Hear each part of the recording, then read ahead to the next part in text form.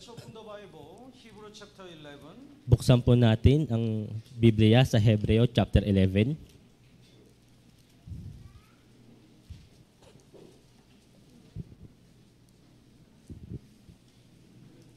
Hebrew chapter 11, verses 1 and 2. Hebreo chapter 11 verse 1 and 2.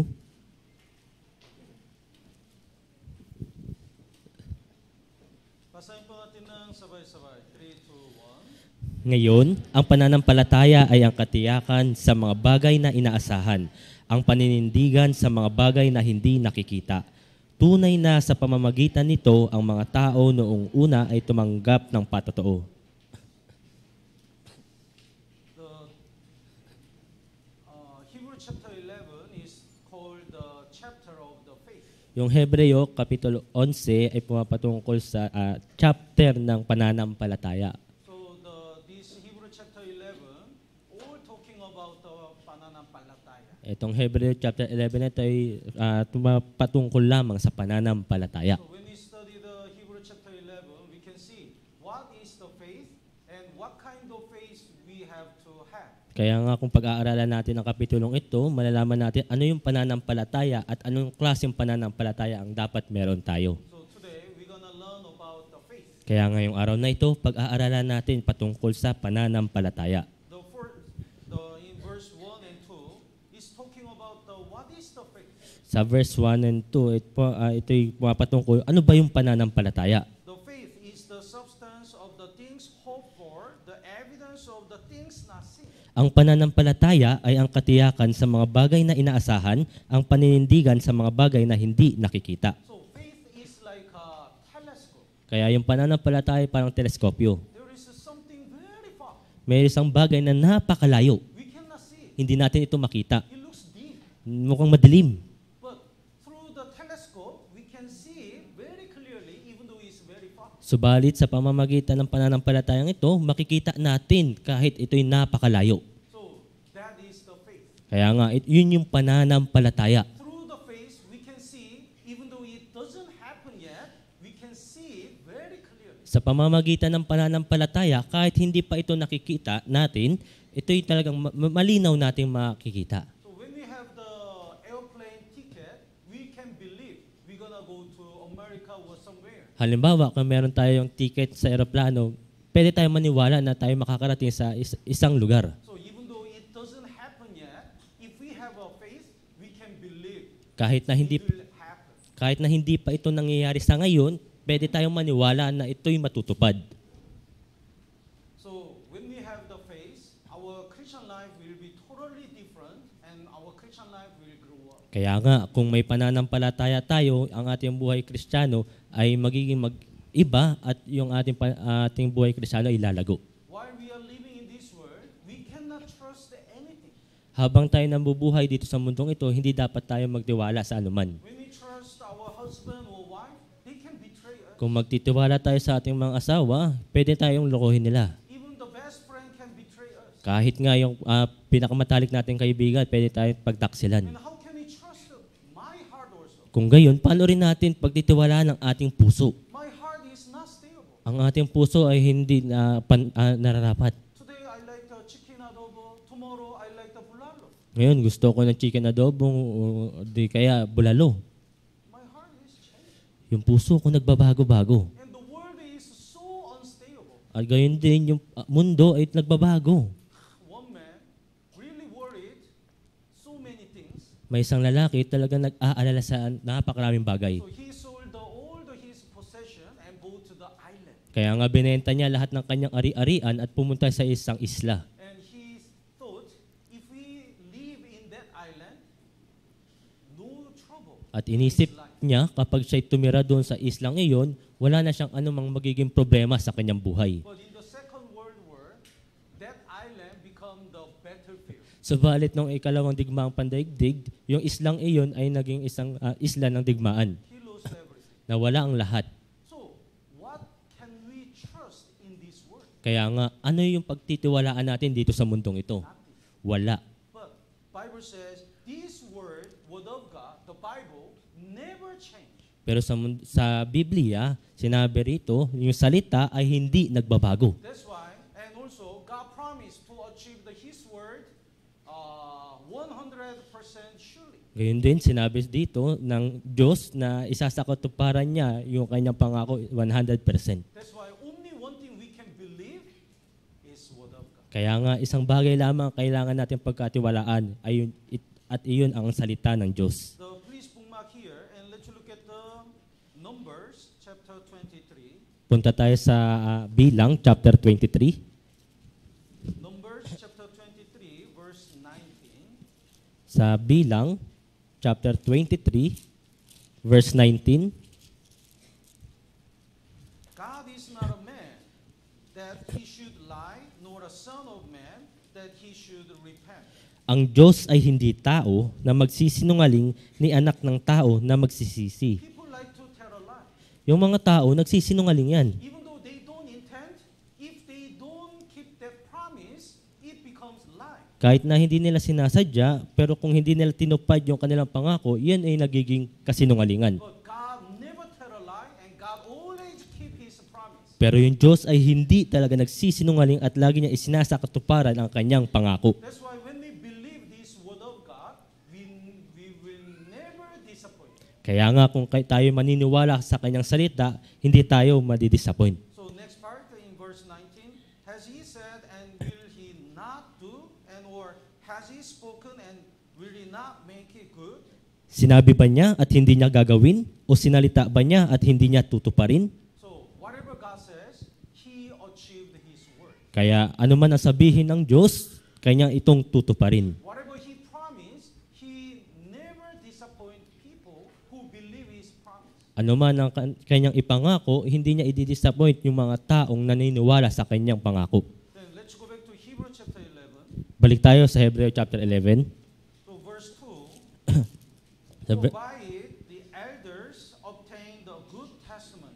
Tunay na sa pamamagitan nito, ang mga tao nung una ay tumanggap ng patotoo. So even though it doesn't happen when the believers believe the word of God, they really believe it will really happen before it happens. Kaya nga, yung mga tao na naniniwala dito, sila ay talagang naniniwala na ito ay mangyayari. They already have the evidence Meron na silang ebidensya when they have a faith. kapag meron silang pananampalataya. Then what kind of faith do we have to have? Kaya nga, anong klaseng pananampalataya ang kailangang magkaroon tayo? First faith we should have is that we have to believe that everything is created by God. Yung unang pananampalataya na dapat magkaroon tayo ay yung pananampalataya na naniniwala tayo na lahat ng bagay ay nilikha ng Diyos. So verse 3, basahin po natin ng sabay-sabay. 3, 2, 1. Sa pananampalataya ay nauunawaan natin na ang mga sanlibutan ay nilikha sa pamamagitan ng salita ng Diyos, anupat ang mga bagay na nakikita ay nagmula sa mga bagay na hindi nakikita. By faith, we can believe everything is created by God. Sa pananampalataya, tayo maniniwala na lahat ng bagay ay nilikha ng Diyos. We never seen how God created this world. Hindi natin nakita kung paano nilikha ng Diyos itong mundong ito. We were not there when God created the heavens and the earth. Wala tayo nung nilikha ng Diyos yung langit at lupa. But by faith, we can believe it. Pero sa pananampalataya, pwede tayong maniwala. So have you read the novel, The Robinson Crusoe? Nakapagbasa na ba kayo ng isang nobela patungkol kay Robinson Crusoe? Oh, the summary is like this. It's talking about the life of Robinson Crusoe. Yung aklat na yun ay patungkol sa buhay ni Robinson Crusoe. When his ship wrecked, Yung kanyang barko ay nawasak. so he went to the uninhabited island. Nobody there. Kaya napunta siya sa isang isla na walang mga katao. So he stayed in that island alone and hunt alone and lived alone. At nanatili siya doon sa islang iyon at nangangaso, namumuhay ng mag-isa. He felt lonely. At nalungkot siya. Then one day, when he walked in the beach, he looked at the one footprint. Isang araw, nung siya'y naglalakad doon sa tabing dagat, may nakita siyang isang footprint.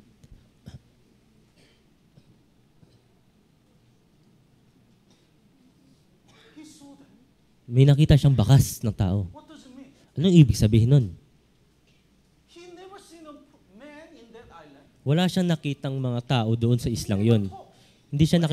Wala siyang nakausap na sinuman. But when he looked at this footprint in the beach, it means there must be a person. Pero nung nakita niya yung bakas ng taong nito, ibig sabihin, mayroong tao doon sa isla. Tama po ba? We never seen how God created this world. Hindi natin nakita kung paano nilikha ng Diyos itong mundong ito. But when we look at that, all the creatures are amazingly designed and made. We can believe God created everything. Pero kung pagtitingnan natin yung mga bagay ng nakakamangha, talagang maniniwala tayo na mayroong lumikha dito. So when we believe that God is a creator, we can believe God also preserved this world. Kaya kung tayo maniniwala na ang Diyos ang lumikha, naniniwala rin tayo na Kanya itong ipipreserve. God protect His creatures and keep His creatures. Poprotektahan niya yung Kanyang mga nilikha at pananatilihin niya itong Kanyang mga nilikha. Let's look at the Nehemiah. Punta po tayo sa Nehemias. Nehemiah chapter 9 verse 6. Sa Nehemiah chapter 9 verse 6. Nehemiah chapter 9 verse 6.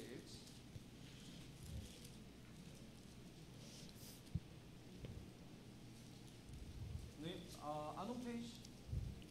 Ibang page, ibang Bible po. 720 sa lumang tipan, sa page 720.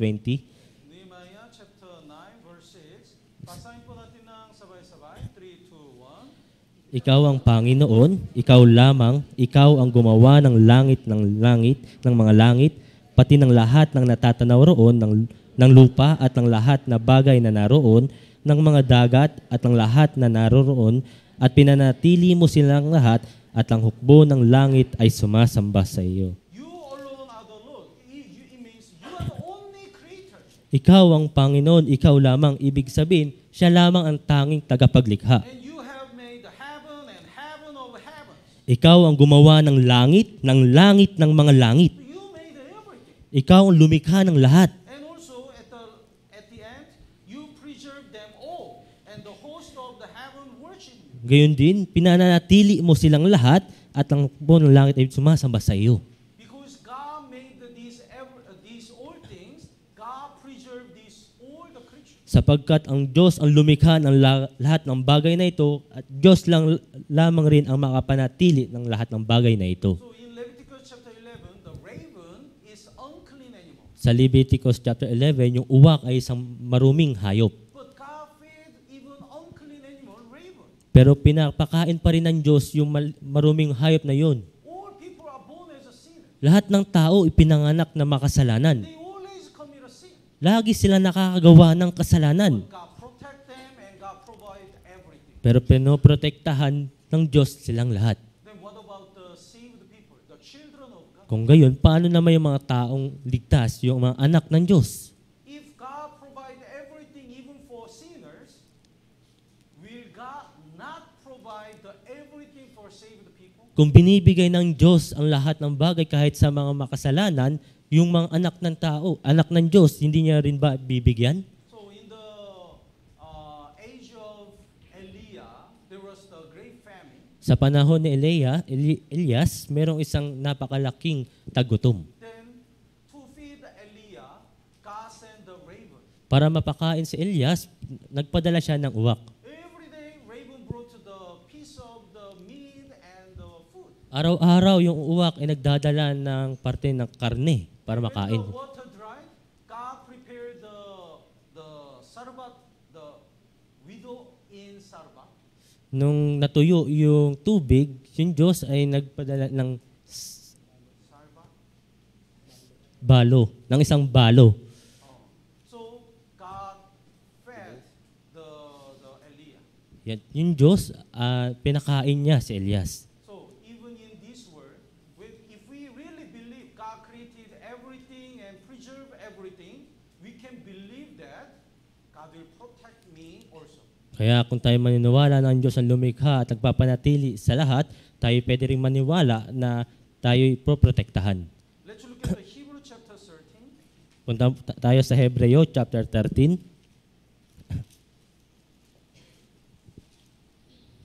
Hebrew chapter 13, verse 5. Hebreo chapter 13 verse 5.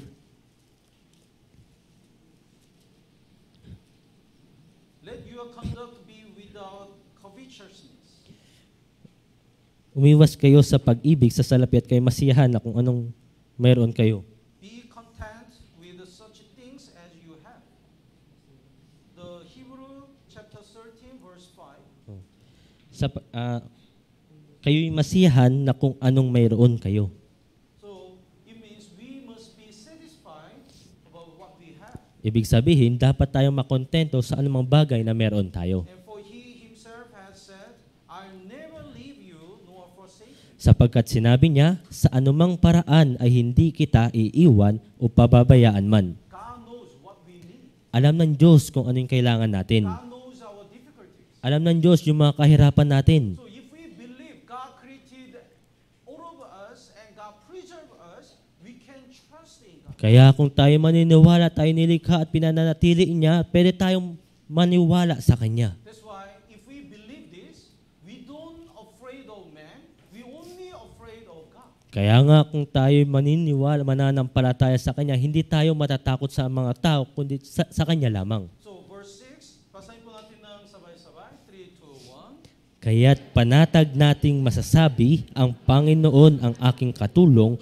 hindi ako matatakot anong magagawa sa akin ng tao. Yes. So this is the first thing we have to believe. God created everything. Kaya dapat ito yung unang bagay na pwede na dapat natin sampalatayanan na nilikha ng Diyos ang lahat ng bagay. And let's go back to Hebrew chapter 11. Balik tayo sa Hebreo chapter 11. If we believe the God as a creator, we have to believe God as a savior. Kung tayo nananampalataya ng Diyos ay tagapaglikha, dapat rin tayo manampalataya ng Diyos ang tagapagligtas. That is verse 4. Yun po yung nasa verse 4. The chapter 11 verse 4, basahin po natin ng sabay-sabay. 3, 2, 1. Sa pananampalataya, si Abel ay nag-alay sa Diyos ng higit na dakilang handog kaysa kay Cain. Sa pamamagitan nito, siya'y pinuri bilang matuwid at ang Diyos ang nagpapatotoo sa pamamagitan ng pagtanggap sa kanyang mga kaloob. Patay na siya, gayon may nagsasalita pa sa pamamagitan ng kanyang pananampalataya. Here is Cain and Abel. Narito si Abel at si Cain. They are the sons of Adam. Sila yung mga anak ni Adan. So when the Adam committed sin, the relationship with God it was broken. Kaya nung si Adan ay nagkasala, yung relasyon niya sa Diyos ay nasira. Then Cain and Abel said, let's recover the relationship with God. Kaya sinabi ni Abel at Cain, halika at panatilihin natin yung relasyon natin sa Diyos. So, that's a good idea. Let's offer our offering. Kaya sila ay naghandog ng isang alay. Then the Cain prepared the offering of the fruit of the ground. Kaya si Cain ay naghandog ng bunga ng lupa. So maybe the mango, guyabano, Marahil mga mangga, guyabano, durian. durian, mga prutas. Anyway, then Abel prepared the lamb. At si Abel ay naghandog ng tupa. Kordero. But God doesn't accept Cain's offering. God accepts Abel's. Subalit hindi tinanggap ng Diyos yung alay ni Cain kay Abel lamang. But Bible says, because of the faith, Abel offered the excellent offering. Pero sinabi ng Biblia, si Abel ay nag-alay ng isang napakagandang handog. It means the Cain doesn't have the faith. Abel only has the faith. Ibig sabihin, si Cain ay walang pananampalataya, tanging si Abel lamang ay may pananampalataya. What kind of faith did Abel have? Anong klaseng pananampalataya na meron si Abel? Abel believed that his work cannot redeem his sins. Si Abel ay nananampalataya ng kanyang mga paggawa ay hindi makakatubos sa kanyang mga kasalanan. He really believed that no matter what he did, he cannot be forgiven by his effort and work. Tunay siyang naniniwala na anuman ang kanyang gawin, hindi niya matutubos ang kanyang mga kasalanan sa kanyang mga gawa. But Cain was different. Subalit si Cain ay naiiba. He believed that he thought he can go to heaven by his effort and work. Naniniwala siya na mapupunta siya sa langit sa pamamagitan ng kanyang mga gawa. That's why he offered his fruit Kaya nga siya ay nag-alay ng kanyang mga bunga ng prutas. He said, Lord, in order to harvest these fruits, I work a lot. Sinabi niya, Panginoon, para maialay ko lamang sa inyo ito, nagtrabaho ako ng matindi. When it's raining or sunshine, I always carry these fruits. Umulan man o umaraw, inaalagaan ko lahat ng mga prutas na ito. This is the result of my own effort. Ito yung resulta ng aking mga paggawa. So he thought he can go to heaven by his effort and work. Kaya iniisip niya na siya makakapunta sa langit sa kanyang mga gawa. Many people think like this. Napakaraming tao nag-iisip nito. Lord, I always attend the church, I always pray and offer the money. Panginoon, lagi ako nag-church at lagi ako nananalangin at naghahandog ng pera. But Bible says nobody can go to heaven by their effort and work. Pero sinabi sa Biblia na walang sino mang makakapunta sa langit sa pamamagitan ng kanyang gawa. That's why Jesus came to this world as a Lamb of God. Kaya nga napunta si Jesus dito sa mundong ito bilang isang kordero ng Diyos. Instead of us, Jesus died on the cross and paid the penalty of our sins. Nararapat na tayo, subalit si Jesus yung nagbayad ng lahat ng ating mga kasalanan. And on the cross, he said, natupad na. At sinabi niya doon sa krus, natupad na. He paid the penalty of all our sins by his precious blood. Binayaran niya ang lahat ng kabayaran sa ating mga kasalanan sa pamamagitan ng kanyang mahalagang dugo. Abel really believed this. Si Abel ay talagang naniniwala dito. That's why instead of he offered his effort, he killed the lamb. Kaya nga kaysa siya ay magtiwala sa kanyang gawa, siya ay nag-alay ng isang kordero. Lord, instead of my sin, this lamb shed the blood and died. Panginoon, para sa aking mga kasalanan, narito yung kordero ng Diyos para sa aking mga kasalanan. That lamb is the shadow of Jesus Christ. Yung korderong yun ay isang anino ni Jesus. So because of the faith, Abel already believed that Jesus would come and died for his sins. Dahil sa kanyang pananampalataya, siya ay naniniwala na si Jesus ay darating at mamamatay para sa kanyang mga kasalanan. Because of the faith, he got salvation. Dahil sa pananampalataya, nagkaroon siya ng kaligtasan. So if we really believe that God is a creator, we also have to believe that Jesus died for our sins. Kaya nga kung tayo naniniwala na ang Diyos ang tagapaglikha, dapat rin tayong manampalataya na si Jesus ang tagapagligtas. When we listen to the Bible seminar, we also believe Jesus, how much Jesus loves me, loves us, and how much Jesus paid the penalty of our sins. Kaya kapag tayo nakinig ng Bible seminar, dapat tayong manampalataya kung gaano tayo minamahal ng Diyos at kung paano binayaran ni Jesus ang ating mga kasalanan. Let's look at 1 Peter, Sa unang Pedro, Hebrew, James, 1 Peter chapter 1, pagkatapos ng Santiago, verse 8. unang Pedro, chapter 1, verse 8.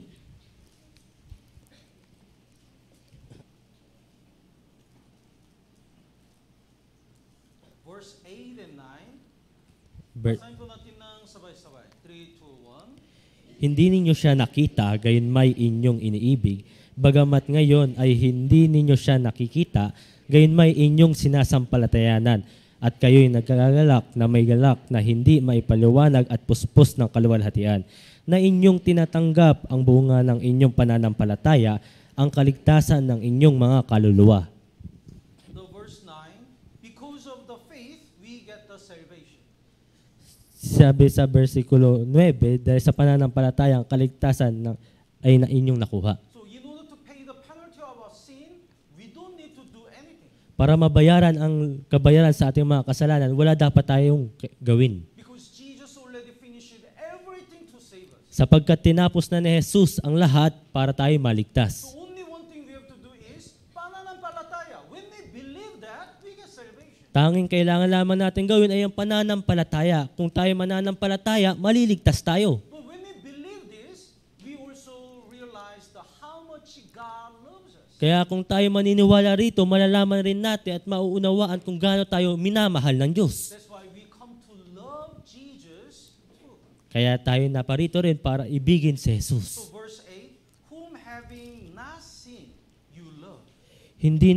Dito sa verse 8, Verse 8. Kahit hindi nyo siya nakikita, siya inyong inibig. So siya indicates si Jesus. Tama po ba? So is there anyone who saw Jesus? May nakakita na ba rito kay Jesus?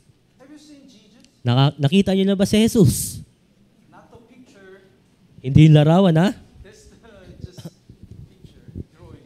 Isa lamang yung guhit. We never seen Jesus. Hindi pa natin nakita si Jesus. But do you love Jesus? Pero minamahal nyo ba si Jesus? Oh, only 5 people. Do you love Jesus? Yes, I love Jesus. Opo. We love Jesus Mahal natin si Jesus. because of the faith. Even though we never seen Jesus, we believe what Jesus had done for us and how much Jesus loves us. Dahil sa pananampalataya, minamahal natin si Jesus at nananampalataya tayo kung ano yung ginawa niya para sa atin. Because of the faith, we also love Jesus. Dahil sa pananampalataya tayo rin, minamahal natin si Jesus. That's the power of the faith. Yun ang kapangyarihan ng pananampalataya. Even though we never seen, we love Jesus. Kahit hindi pa natin siya nakikita, minamahal natin si Jesus. So because of the faith, after we got salvation, we work with Jesus. Dahil sa pananampalataya, pagkatapos natin maligtas, tayo trabaho rin kay Jesus. We accompany Jesus. Sinasamahan natin si Jesus. Let's go back to Hebrew chapter 11. Balik tayo sa Hebreo chapter 11, Next verse 5. sa verse 5.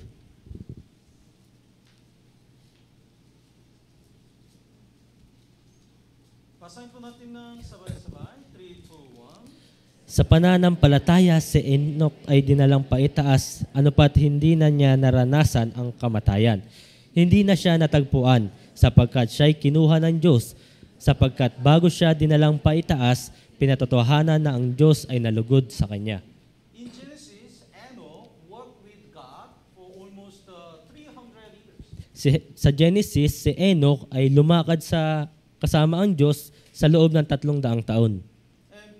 And by faith, he was taken away so that he did not see death.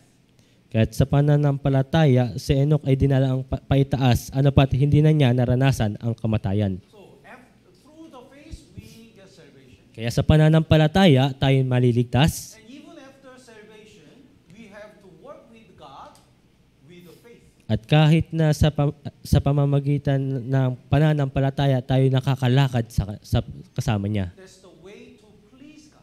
Yun yung paraan para maluwalhati natin ang Diyos. The last part, before he was taken, he had this testimony that he pleased God. Sapagkat bago siya dinalang paitaas, pinatotohanan na ang Diyos ay nalugod sa kanya. Man and woman get married. Yung babae at lalaki ay naikakasal, And what if wherever the husband goes, the wife doesn't follow? kaya nga kahit saan man pumunta na yung asawang lalaki, yung asawang babae hindi na sumusunod. Then the husband will not be happy.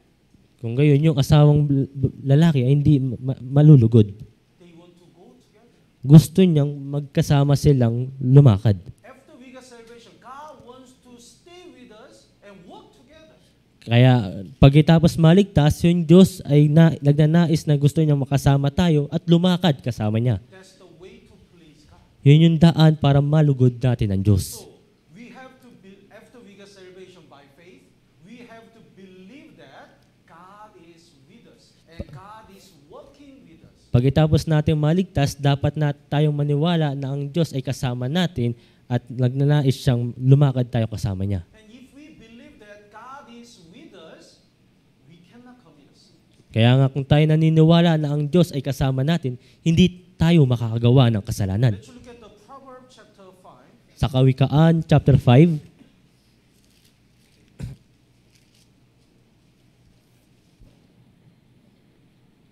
Proverbs chapter 5 verse 21. Kawikaan, chapter 5, verse 21.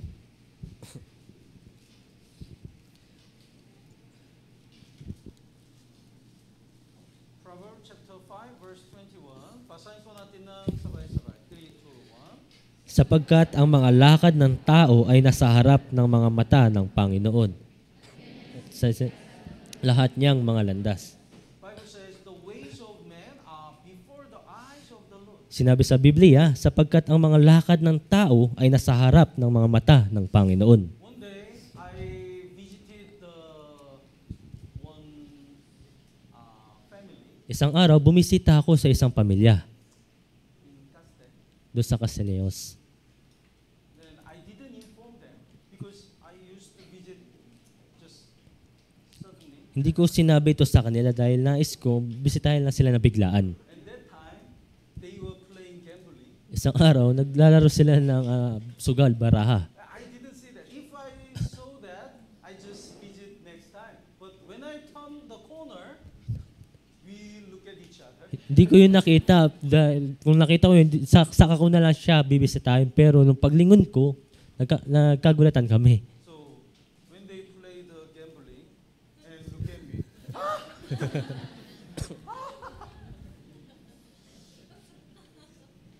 Pastor, we are shy Siya yung napahiya. to play gambling, even gambling before our brethren. Kahit yung paglalaro ng baraha sa harapan ng mga kapatid. Then, if we really believe God look at all my movements, how can He easily commit a sin? Kung gayon, kung tayo naniniwala na ang Diyos ay nakatingin sa lahat ng oras sa atin, kung gayon, paano tayo makagawa pa ng kasalanan? Whenever I'm alone, whenever I commit a sin, God is there. Mag-isa man ako at gumagawa ng kasalanan, yung Diyos ay naroroon. In the school, in workplace, in the house, God is there. Sa eskwelahan, sa trabaho, sa bahay, nandoon yung Diyos. God is looking at all my ways. Nakatingin yung Diyos sa lahat ng ating mga ginagawa. Then how can we easily commit a sin? Kung gayon, gaano pa tayo kadaling gumawa pa ng kasalanan? We are all present before God. Lahat tayo ay nasa harapan ng Panginoon. So if we really believe God is working with us and be with us, we cannot easily commit a sin. Kaya kung tayo naniniwala na ang Diyos ay kasama natin at kumikilos kasama natin, hindi dapat tayo madaling gumawa ng kasalanan. In Genesis chapter 39, the Potiphar's wife tried to tempt Joseph. Sa Genesis chapter 39, yung asawa ni Potiphar, tinukso niya si Joseph. The Bible says that Joseph was handsome, like our evangelist Emma. Si Joseph ay gwapo, gaya ni Evangelist Eman. Korean mission team told me, evangelist Emma, Yung mga Korean siya. where is the sister Donna? Anyway, I forgot. So the Potiphar's wife cast the longing eyes. Kaya yung asawa ni Potiphar ay nanunukso sa kanyang mata. What's the longing eyes? Ano yung panunukso sa kanyang pagtingin sa kanyang papagnasang mata? Joseph, lie with me. Translate. But anyway, that time the Joseph said, "How then can I do this great weakness and sin against God before God?" Pero sinabi ni Joseph, paanong ako'y makakagawa ng ganitong klaseng kasalanan sa harapan ng Diyos? There was nobody, only Potiphar's wife and Joseph. Walang sino mang tao doon, tanging siya lamang at yung asawa ni Potiphar. But Joseph really believed he is with God. Pero si Joseph ay naniniwala na ang Diyos ay kasama niya. That's why he said, "How can I commit a sin before God?" Kaya nga sinabi niya, paano ako makakagawa ng kasalanan sa harapan niya? So if we really believe God is with us, we cannot easily commit a sin. Kaya kung tayo naniniwala na ang Diyos ay kasama natin, hindi tayo madaling makakagawa ng kasalanan. And also, if we really believe God is with us, we can comfort even in difficult times. Gayon din, kapag tayo naniniwala na ang Diyos kasama natin, tayo ay mako-comfort niya kahit sa kahirapan. We will never be disappointed and depressed. Hindi tayo mabibigo o manlulumo man. No matter what happens, God, if we believe God is with me, we can overcome. Ano man ang mangyari, dahil ang Diyos ay kasama natin, ito'y malalampasan natin. Let's look at the Genesis chapter 28. Sa Genesis chapter 28, If you feel lonely, please remember Kung kayo'y nalulungkot, pakiusap at tandaan ninyo ang kapitulong ito. You don't need to feel lonely. Hindi dapat tayo manlumo. Genesis chapter 28, verses 15 and 16. Genesis chapter 28, verse 15 at 16. That time, the Jacob ran away from his brother Esau. Nung panahon na ito, si Jacob ay tumakbo palayo kay Esau. So he became alone. Kaya siya ay nag-isa. Nobody can help him. Walang sino man na makatulong sa He kanya. doesn't know where to go and what to do.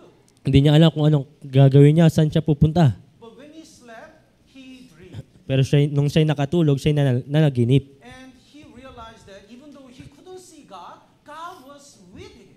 Naunawaan niya na kahit hindi niya nakikita ang Diyos, yung Diyos ay kasama niya. So in the dream, God said, the verse 15, basahin po natin ng sabay-sabay. 3, 2, 1.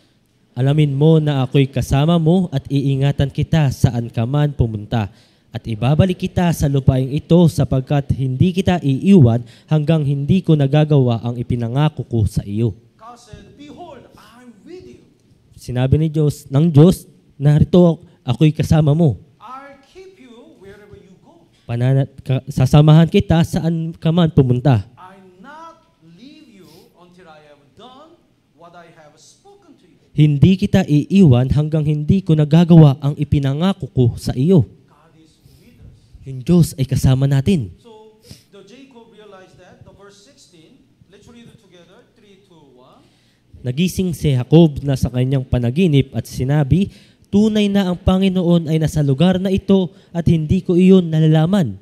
When we have sufferings and trials, we feel lonely and we thought nobody can help us. Kapag meron tayong mga kahirapan at mga pagsubok, tayo nalulungkot at iniisip natin wala sino mang tutulong sa atin. But even that time, God is with us. Subalit kahit sa oras na iyon, yung Diyos ay kasama natin. Jacob didn't know that. Si Jacob, hindi niya nalalaman yun. But now he realized that surely the Lord is in this place and he did not know. I did not know. Pero ngayon, tunay na naunawaan niya na ang Panginoon ay nasa lugar na iyon at hindi ko iyon nalalaman. So God promised to bear our burden every day. Kaya pinangako ng Diyos na kanyang bubuhatin lahat ng ating mga kahirapan araw-araw. Let's look at the Psalm number 68. Tignan po natin sa Awit chapter 68. Psalm number 68, Awit kapitulo 68, verse 19. verse 19.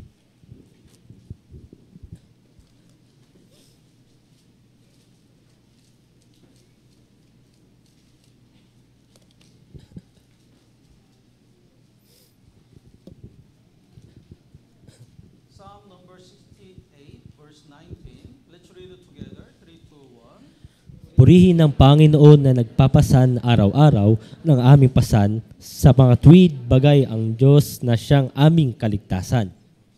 We have so many burden every day. Napakarami nating kahirapan araw-araw. We have to support our family, we have to work, we have to study. Kailangan natin suportahan ang ating pamilya, magtrabaho, mag-aral.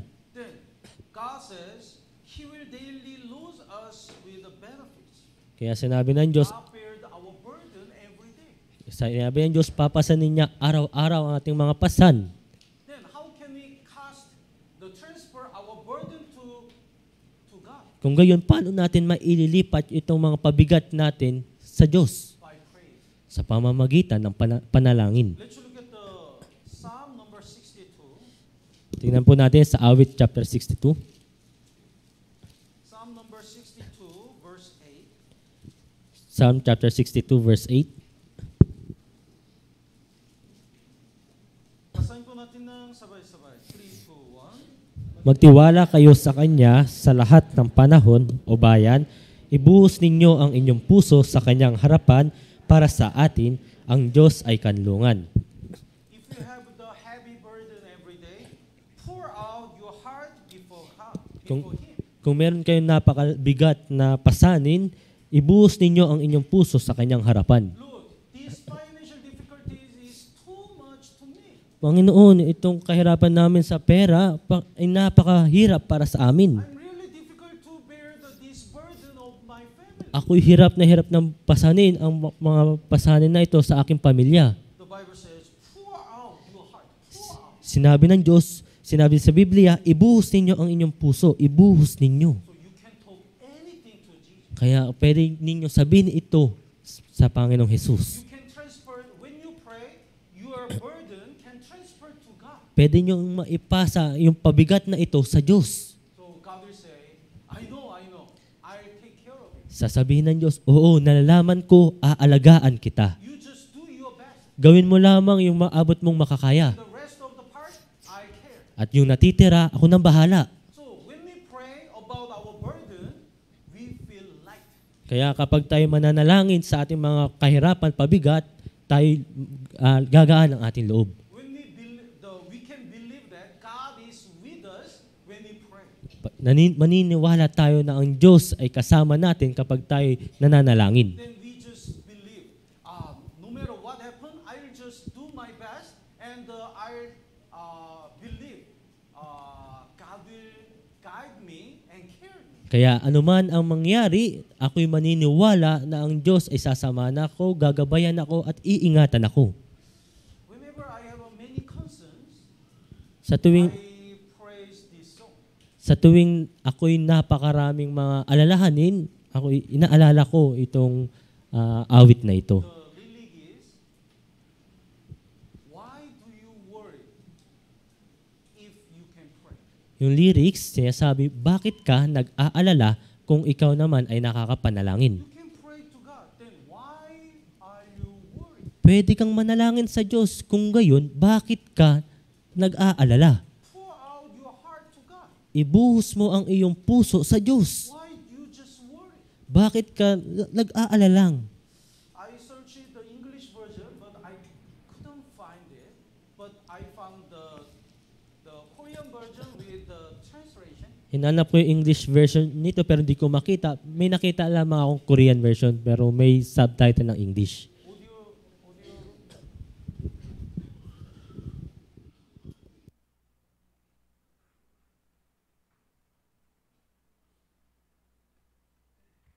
Audio. Can you play?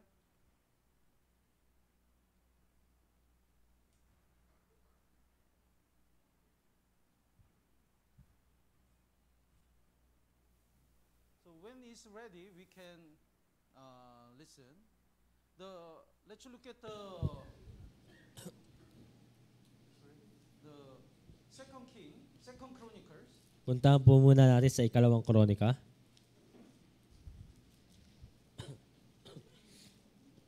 Sorry. Second Kings. Ikalawang hari.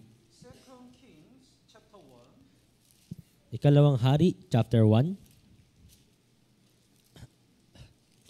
Here is the King Ahaziah, Nandito si Haring Ahazias. and he got sick. Siya'y nagkaroon ng sakit. Then the verse 2, chapter 1, verse 2. He sent his servant, go inquire of the Baal-zebub, the god of the Ekron, whether I shall recover from this injury. Nagpadala siya ng sugo. Sabi niya, humayo kayo, sumangguni kayo kay Baal-zebub na Diyos ng Ekron kung ako'y gagaling sa sakit na ito. Baal-zebub is the god of fly. Si Baal-zebub ay Diyos ng mga langaw. When you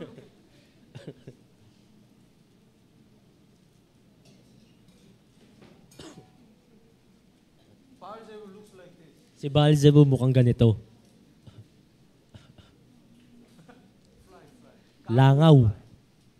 So God really got angry. Kaya yung Diyos ay talagang nagalit. You ask him whether you're gonna recover to Baal-zebub because there is no God in Israel. Nagtatanong ka doon sa isang Diyos-Diyosan kung gagaling ka sa sakit na ito sapagkat wala ng Diyos ba dito sa Israel? The verse 3, basahin po natin ng sabay-sabay. 3, 2, 1. Ngunit sinabi ng anghel ng Panginoon kay Elias na Tesbita, bumangon ka, umahon ka upang salubungin ang mga sugo ng hari ng Samaria at sabihin mo sa kanila, dahil ba sa walang Diyos sa Israel, kaya't kayo'y nagsisihayo upang sumangguni kay Baal-zebub na Diyos ng Ekron? Christian is the children of God.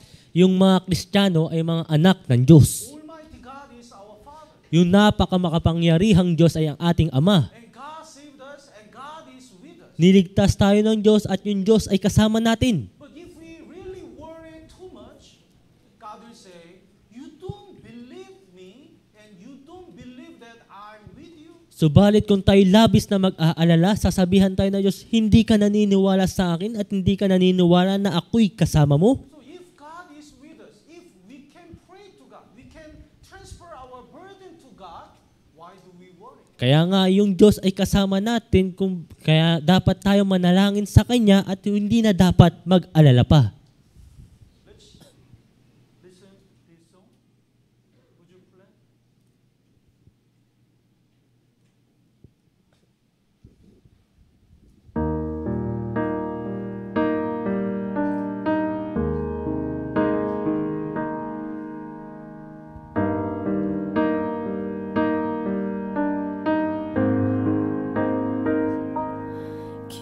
기도할 수 있는데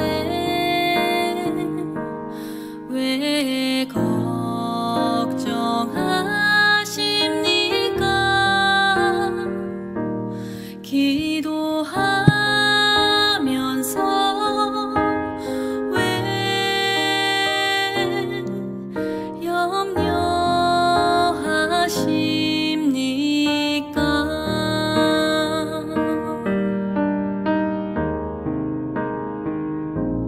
기도할 수 있는데 왜 실망하십니까? 기도하면서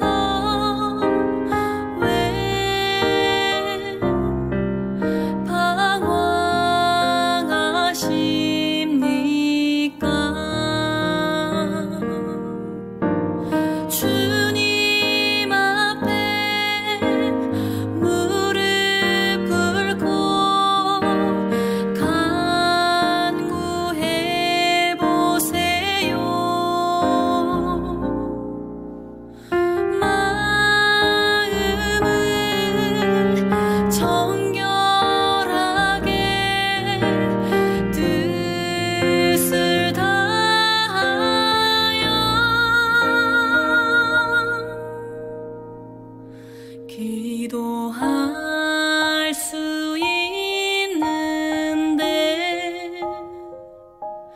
왜 걱정하십니까? 기도하면서 왜 염려하십니까? 왜 염려하십니까?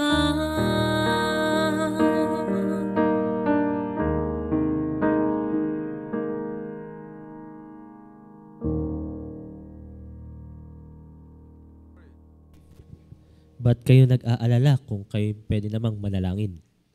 So we have to believe that God is with us.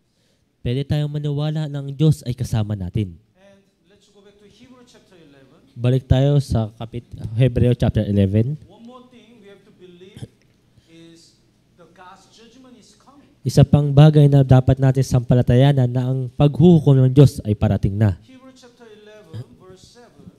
Sa Hebreo chapter 11 verse 7, Basahin po natin ng sabay-sabay. 3, 2, 1. sa pananampalataya si Noe nang namabigyan ng Diyos ng babala tungkol sa mga bagay na hindi pa nakikita ay pinakinggan ng babala at gumawa ng isang daong para sa kaligtasan ng kanyang sambahayan.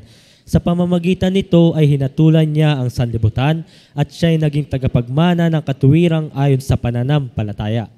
Noah really believed that God's judgment is coming. Si Noe talagang naniniwala na ang paghukom ng Diyos ay parating na. Until that time, there was the water layer. That's why in the earth, there was no raining. Mula sa panahon niya, mayroon pang water layer kaya dito sa daigdig walang ulan.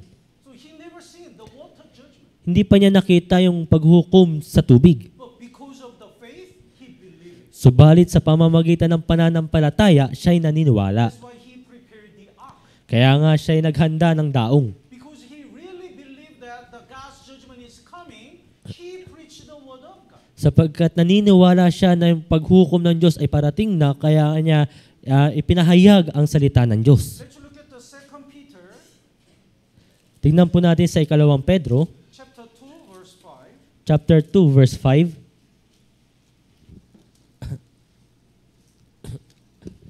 Chapter 2, verse 5. Basahin po natin ng sabay-sabay. 3, 2, 1. At kung paanong ang matandang daigdig ay hindi niya pinatawad, bagaman iniligtas ni Noe na tagapangaral ng katwiran, kasama ng 7 iba pa, noong ang daigdig ng masasamang tao ay dinlahan ng baha.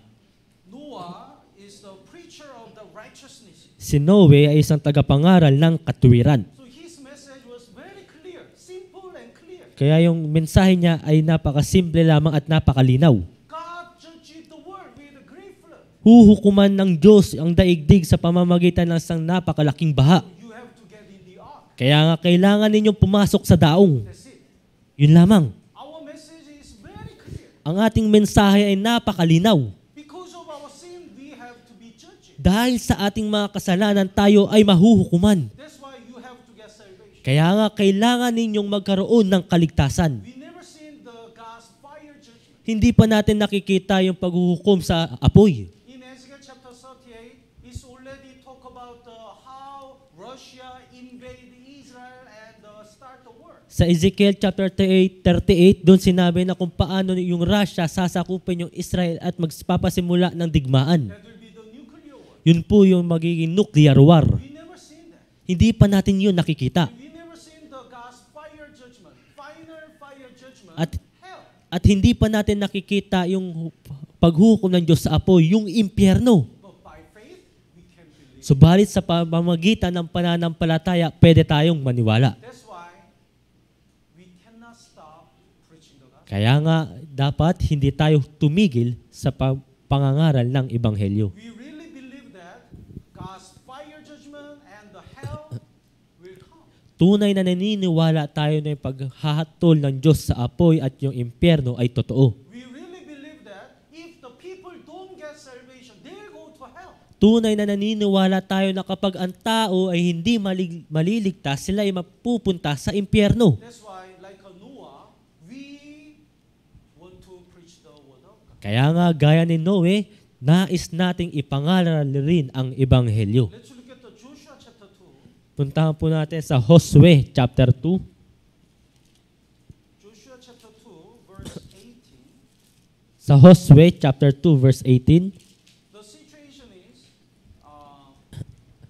after Exodus, Israelites start the war to conquer the land of Canaan. yung sitwasyon dito pagkatapos ng Exodus, yung mga Israelita ay naghahanda na para sakupin yung So Kanaan. they send the spy. Kaya nagpadala sila ng mga espiya. At that time, there is the harlot, Rahab. May isang bayarang babae roon na ang pangalan ay Rahab. And the Rahab really believed that God will judge the land of Canaan. At si Rahab ay talagang naniniwala na ang Diyos ay huhukuman yung lupain ng Kanaan. So she stood in the side of Israel. Kaya nga siya ay tumayo doon sa panig ng mga Israelita. She hired the 2 spies. Siya ay nagtago ng 2 espiya. Then these 2 spies promised the verse 18. At yung 2 espiya na ito ay nangako dito sa verse 18. The verse 18, let's read it together. 3, 2, 1. Kapag kami ay pumasok sa lupain, itatali mo itong panaling pula sa bintana na ginamit mo sa pagpapababa sa amin. Titipunin mo sa loob ng bahay ang iyong ama, ang iyong ina, ang iyong mga kapatid at ang buong sambahayan ng iyong ama. So, it means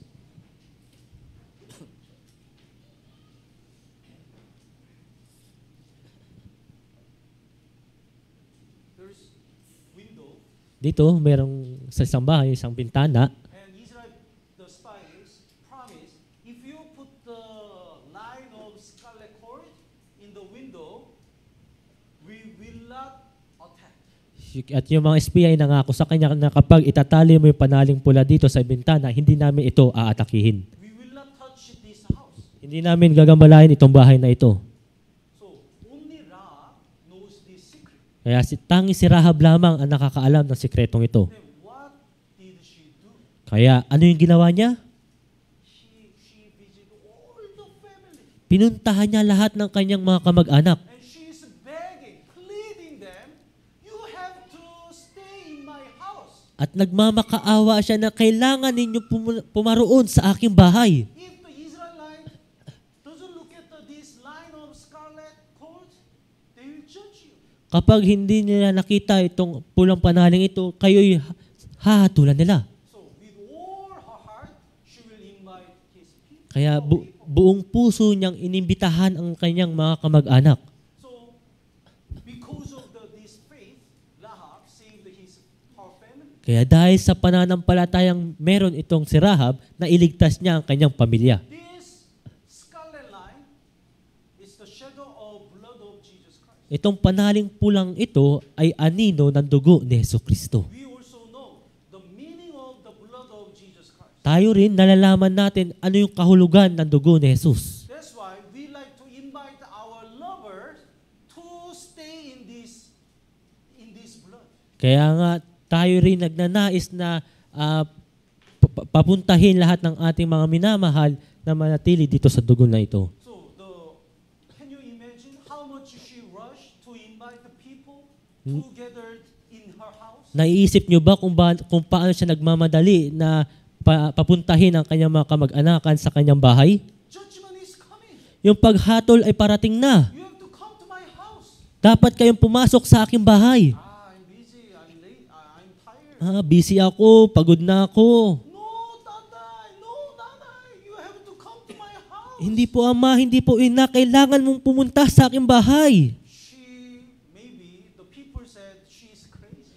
Marahil iniisip ng mga tao, nababaliw na siya. But Rahab couldn't stop inviting people Pero si Rahab hindi pwedeng tumigil na puntahin ang kanyang mga pamilya. because she really believed that God's judgment is coming. Sapagkat talaga siya'y naniniwala ng paghatol ng Diyos ay paparating na. Noah really believed that God's water judgment is coming. Si Noe ay talaga naniniwala na yung paghatol ng Diyos sa tubig ay paparating na. That's why he preached the word of God. Kaya nga ipinangaral niya ang salita ng Diyos. We really believe that Tayo naniniwala rito God's judgment is coming. na ang paghatol ng Diyos ay paparating na. That's why we do our best to share the true gospel, true message of the salvation with our lovers. Kaya nga ginagawa natin ang abot nating makakaya na maibahagi ang tunay na ebanghelyo na ito sa ating mga minamahal. The Mark chapter 1, Sa Marcos chapter 1, Mark chapter 1 verse 38. sa Marcos chapter 1 verse 38,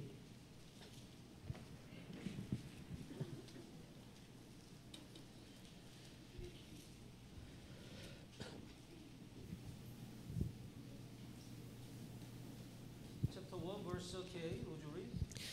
sinabi niya sa kanila, pumunta tayo sa iba pang mga karatig bayan upang ako'y makapangaral din naman doon, sapagkat dahil dito ako'y naparito. Jesus preached the word of God in that town. Ipinangaral ni Jesus yung salita ng Diyos doon sa lugar na yon. Then Jesus said, let us go into the next towns and I may preach there also. Kaya sinabi ni Jesus, pumunta tayo sa iba pang mga karatig bayan upang ako'y makapangaral din naman doon. Because for this purpose, for preaching the word of God, I have come forth. Sapagkat dahil dito sa pangangaral ng salita ng Diyos, ako'y naparito. So Jesus never stopped to visit this town and that town to preach the word. Kaya nga si Jesus ay hindi tumigil na bumisita sa mga bayan-bayan na ito para ipangaral lamang ang salita ng Diyos. We really believe that there is the hell and there is the God's judgment. How can we stop? Kung talagang naniniwala tayo na merong impyerno at paghuhukom ng Diyos, paano tayo titigil sa pangangaral ng salita ng Diyos? You need to take a rest.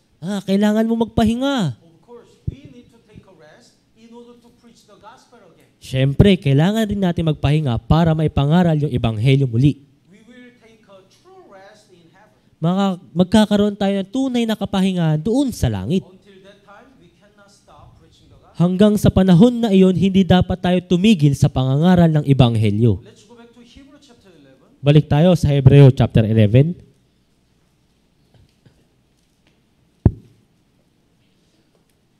Hebrew chapter 11,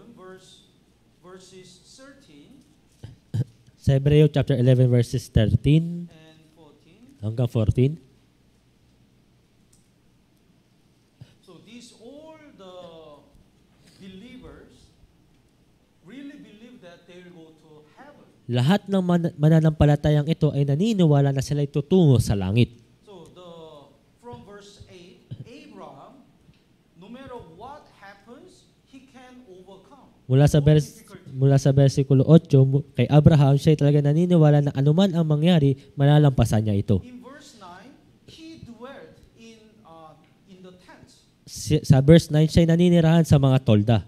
and he stayed in the world like a foreigner or stranger, At naninirahan siya dito sa mundong ito na para bang isang dayo. because he really believed that he will go to eternal heaven. Sapagkat siya ay naniniwala talaga na siya ay tutungo doon sa walang hanggang langit. The verse 10 first, verse 10, let's read it together, 3, 2, 1. Sapagkat siya ay umaasa sa lungsod na may mga kinasasaligan na ang nagplano at nagtayo ay ang Diyos. He waited for the city. That city is heaven.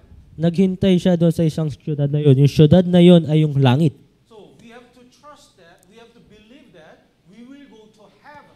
Dapat tayong maniwala na tayo tutungo rin sa langit. Then this word, we can, if we really believe that we will go to heaven, this word looks like just temporary station. Kaya kung tayo naniniwala na tayo pupunta sa langit, ang mundong ito ay isang panandaliang lugar lamang. When we drive the highway, we sometimes stop in gas station. Right? Kapag tayo nagdadrive sa isang highway, minsan tumitigil tayo sa isang gas station. But we don't stay there long time Pero hindi tayo pumapalagi doon ng napakatagal. because we have the destination. Sapagkat meron tayong destinasyon. So we just go to CR or eat a small snack and let's go. Kaya tayo magsisiya lamang, kakain ng snacks at aalis na. We are not living here. Hindi tayo mananatili rito. Our home is there. Yung ating bahay ay naroroon. Our destination is there. Ang ating destinasyon ay naroroon. So we're gonna leave. Kaya tayo Leave kaya, that gas station. kaya tayo aalis doon sa gas station na yon. This world is like a gas station. Yung mundong ito ay parang gas station. We just temporarily stay, but it's not our final place. Panandalian lamang tayong titira rito, pero hindi ito yung permanenteng bahay So natin. all saved people are the strangers or the foreigners in this world. Kaya lahat ng mga ligtas na Kristiyano ay isa lamang dayo dito sa mundong ito. So the verse 13 and 14, basahin po natin ng sabay-sabay. 3, 2, 1. Ang lahat ng mga ito ay namatay sa pananampalataya na hindi tinanggap ang mga pangako. Ngunit mula sa malayo, ang mga iyon ay kanilang natatanaw at binati, kanilang ipinahayag na sila'y pawang mga dayuhan at manlalakbay sa ibabaw ng lupa. Sapagkat ang mga nagsasabi ng gayong mga bagay ay nagpapakilalang sila ay naghahanap ng sariling bayan. I visit the island. I don't want to mention the exact church, but island. Bumi- For the rotation sermon. Bumisita ako sa isang isla para sa isang rotation change pulpit. Then I met the children of that pastor. At nakita ko yung mga anak ng pastor na naroon. They are counting the days. At nagbibilang sila ng mga araw. 32 days left. 32 days na lang natitira. So I asked, what days are you counting? Kaya tinanong ko sila, anong mga araw yung binibilang ninyo? We are counting the day to go to Manila. Nagbibilang kami na kami pupunta sa Manila. Because there is no nice restaurant where they cannot buy many things. Kasi walang magandang restaurant o mapagbilhan ng magagandang bagay doon. They are counting. We're gonna go to Manila. Kaya nagbibilang sila, mapupunta kami sa Manila. The Apostle Paul, God brought him to heaven. Si Apostol Pablo, dinala siya ng Diyos doon sa langit. So while he was living in this world, he already visited heaven. Habang namumuhay pa siya rito sa mundong ito, nakapunta na siya sa langit. So what do you think? Did he want to stay in this world longer or wants to die soon? Kaya ano sa tingin ninyo, nais ba niyang mabuhay pa rito sa mundong ito na mas matagal ba? O nais niyang pumunta na agad doon sa langit? I don't know. Did he want to die soon? Nais ba niyang mamatay na agad? He wants to live longer or he wants to die soon? Mabuhay ng matagal pa o mamatay na agad? Yeah. He wants to die soon. He said that. Oo, nais niya nang mamatay agad-agad. So if Sinabi I niya yon. think about me, he said, if I consider myself only, it's better to die quickly. Kaya kung sinabi niya dito sa Biblia, inisip niya kung mas nais pa niyang mabilis lang mamatay. Because I'll transfer to much better place. Sapagkat siya'y lilipat sa mas maayos na lugar. But it's better for me to stay in this world longer for your benefit. Pero mas mainam na mabubuhay pa siya sa mundong ito para sa inyong kalagayan, For the church. para sa iglesia. Oh. So, what if the God allow us to tour the heaven? Paano kaya kung hinayaan tayo ng Diyos na pumunta doon sa langit para mag-tour? 1 hour will be enough. Baka 1 oras lang sapat na. Then we don't want to come back to At this. ayaw na natin bumalik pa dito sa mundong ito. Lord, please let me die now. Panginoon, pakiusap, hayaan mo akong mamatay na ngayon. To go back that world. Ayoko na bumalik pa doon sa mundong I iyon. want to stay here. Gusto ko nang manatili rito. But God will say, no. Pero sasabihin ng Diyos, Something to work. hindi pa pwede. Kailangan, may dapat pa tayong trabahuin. So until we go back our real home, we just do our best to save those souls. Hanggang sa makarating tayo doon sa permanente nating bahay, kailangan natin pang magligtas pa ng mga tao. So even though we have something uncomfortable in this world, we can endure. Kahit, If we really believe that, we will go to heaven. kahit na may mga bagay na napakahirap dito sa mundong ito, pwede tayong tiisin ang lahat ng bagay na iyon. If we really believe that, we will go to heaven, no matter what happens, we can overcome. Kung talagang naniniwala tayo na papupunta tayo sa langit, anuman ang mangyari o anumang bagay, pwede natin itong tiisin. And also, we have to believe that when we go to heaven, God will give us the eternal reward. At dapat rin natin sampalatayanan na kapag tayo pupunta na sa langit, tatanggap tayo ng isang gantimpala. That's what Moses believed. Yan ang iniisip at sinasampalatayanan ni Moises. So verse 24 and 25, Sa verse 24 at 25, Hebrew chapter 11, 24 and 5, would you read? sa pananampalataya ng nasa hustong gulang na si Moises ay tumangging siya'y tawaging anak na babae ni Faraon na pinili pa ang mapasama sa kaapihan ng bayan ng Diyos kaysa magkaroon ng pansamantalang kasiyahan ng kasalanan. Instead of enjoying his life in Egypt, he decided to suffer with the God's people. Kaysa magsaya doon bilang anak ng Faraon sa Ehipto, mas ninais niya pang mapasama sa kaapihan ng bayan ng Diyos. Because he really believed that when he suffered for the Lord, he will receive the eternal reward. Sapagkat talaga na iniisip niya, sinasampalatayan niya na tatanggap siya ng isang gantimpala. The verse 26, Kantimpala, basahin po natin ng sabay-sabay. 3, 2, 1. Kanyang itinuring na malaking kayamanan ang magdusa alang-alang kay Kristo kaysa sa mga kayamanan ng Ehipto sapagkat kanyang pinagtutuunan ng pansin ang gantimpala.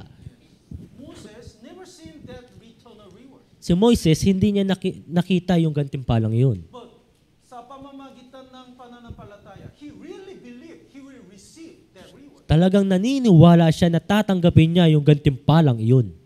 We also believe we will receive the eternal reward. Tayo rin dapat manampalataya na tatanggap tayo ng walang hanggang gantimpala. That's why we are willing to suffer and willing to sacrifice for the Lord. Kaya nga tayo'y handang magdusa at magsakripisyo para sa Diyos. Let's look at the Revelation chapter 22. Puntahan po natin sa Apokalipsis chapter 22, Revelation chapter 22, verse 12. sa versikulo 12.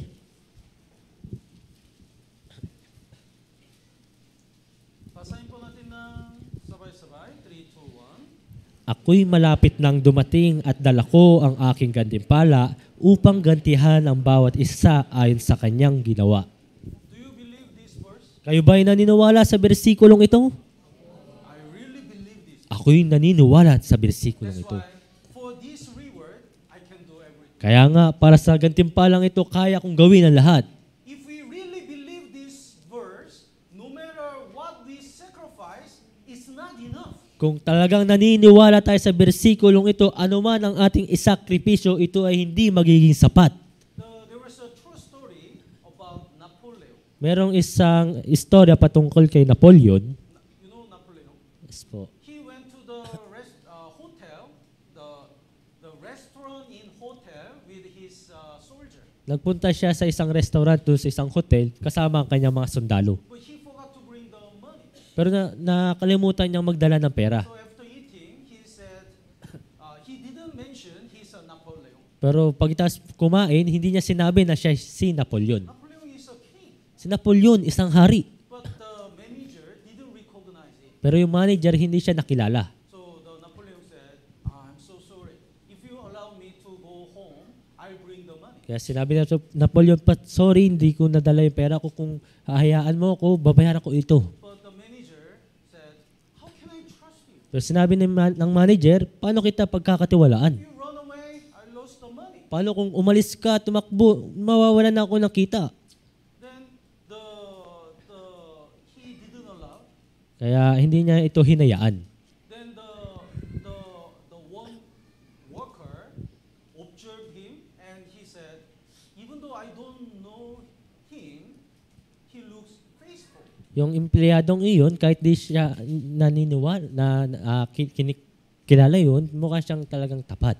So instead of him, I'll pay for them. Kaya imbis na siya yung magbayad, ako na lamang ang magbabayad. So the one worker paid for them. Kaya nga isang empleyado doon, siya yung nagbayad para kay Napoleon. Next day, the soldier of Napoleon visited that hotel. Isang araw, yung sundalo ni Napoleon bumisita muli doon sa hotel na yun. He called the worker. At tinawag niya yung empleyado. How much did you pay for our dinner yesterday? Magkano yung binayaran mo para sa aming kinain kagabi? He returned. At binayaran niya, at binalik niya yun. The manager. At tinawag niya yung may-ari ng hotel na yun. And how much is this hotel and restaurant? Magkano yung hotel at restaurant na ito? And this much. At ganito. Then in that place, in that moment, he paid all the payment and bought the hotel and restaurant. At sa puntong iyon, binayaran niya ang lahat ng mga kailangang bayaran at nagtungo doon sa hotel at restaurant. He gave that hotel and restaurant to that worker. At yung hotel at restaurant na iyon ay binigay niya doon sa empleyadong iyon. And he said, this is the price of that you believe our king. At sinabi niya, ito yung gantimpala mo sa paniniwala sa aming hari. So if you believe the king, you get the hotel. Kaya kung kayo maniniwala sa hari, magkakaroon kayo ng hotel. What if we believe our Lord? Paano kung kayo maniniwala sa ating What Diyos? will be our eternal reward? Kung gayon, ano yung ating magiging gantimpala? So that's the power of the faith. Yun po ang kapangyarihan ng pananampalataya. When we really trust this word, in every single verses, our life is totally changed. Kung talagang tayo tunay na nananampalataya rito, ang ating buhay Kristiyano ay magbabago. So today we learn the faith in Hebrew chapter 11. Sa araw na ito, na pag-aralan natin yung pananampalataya sa Hebreo chapter 11. If we have a faith, even though we never seen it happens, we can see it very clearly before it happens. Kung meron tayong pananampalataya kahit hindi pa ito nakikita natin, talagang malinaw nating itong makikita kahit. And the faith is the evidence that all the Bible verses will happen, At sa will be fulfilled. pananampalataya ng lahat ng mga bersikulong ito ay talagang matutupad. And first of all, we have to believe that God created everything. Una sa lahat, kailangan natin maniwala na ang Diyos ang lumikha ng lahat. When we believe that, we can rely on God. Kapag tayo maniniwala doon, tayo aasa sa Diyos. And we have to believe that Jesus redeemed all our sins. At kailangan rin natin sampalatayanan na ang Diyos ang tumubos sa ating mga kasalanan. Nobody can go to heaven by his work and effort. Walang sino mang makakapunta sa langit sa pamamagitan ng kanyang paggawa. Only when we believe that Jesus redeemed all our sins, because of that faith, we go to heaven. Tanging sa pamamagitan lamang ng pananampalataya ng pagtubos ni Jesus, doon lamang tayo makakapunta sa langit. And after we get salvation, we also have to believe that God is with us. At pagkatapos nating maligtas, kailangan nating ring sumampalataya na ang Diyos ay kasama If natin. we really believe that God is with us, we cannot easily commit a sin. Kung talagang nananampalataya tayo na kasama natin ang Diyos, hindi tayo madaling gumawa ng kasalanan. We will not be depressed. At hindi tayo manlulumo. And also, we have to believe that God's judgment is coming like a At Noah. dapat rin tayong manampalataya ng paghatol ng Diyos ay parating na gaya ni Noe. That's why we cannot stop preaching the gospel. Kaya nga hindi dapat tayo tumigil sa pangangaral ng Ebanghelyo. And we have to believe that we will go to heaven and receive the eternal reward. At dapat tayong maniwala rin na tayo tutungo sa langit at tatanggap ng walang hanggang gantimpala. If we really believe that,